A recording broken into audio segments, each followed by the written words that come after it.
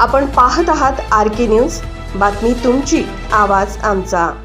जयसिंगपूर शहरातील अनधिकृत भाजी मंडई उठवणे, पार्किंग पट्टे मारणे, वापरात नसलेले व जीर्ण झालेले सार्वजनिक शौचालय पाडणे यासह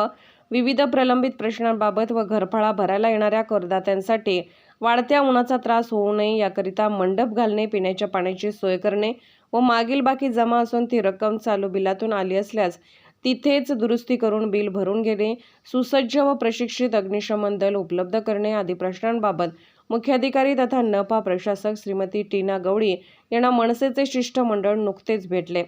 सदरचे शिष्टमंडळ मनसेचे कोल्हापूर जिल्हा उपाध्यक्ष व कामगार सेनेचे कार्यकारिणी सदस्य भगवंत जांभळे यांच्या नेतृत्वाखाली भेटले असून या बैठकीमध्ये झालेल्या सविस्तरपणे चर्चेअंती मंडप घालणे व पिण्याच्या पाण्याची सोय करणे, बिल दुरुस्ती तिथेच करून देणे, शहरात पार्किंग पट्टे मारणे हे तात्काळ करू व इतर प्रश्नांबाबत लवकर बैठक लावून सकारात्मक मार्ग काढण्यात येईल असे आश्वासन प्रशासक श्रीमती टीना गवळी यांनी शिष्टमंडळाला दिले। शिष्टमंडळात शिरोळ तालुका अध्यक्ष कुमार पुदाले, शहराध्यक्ष लखन भिसे, ग्रामपंचायत सदस्य व तालुका उपाध्यक्ष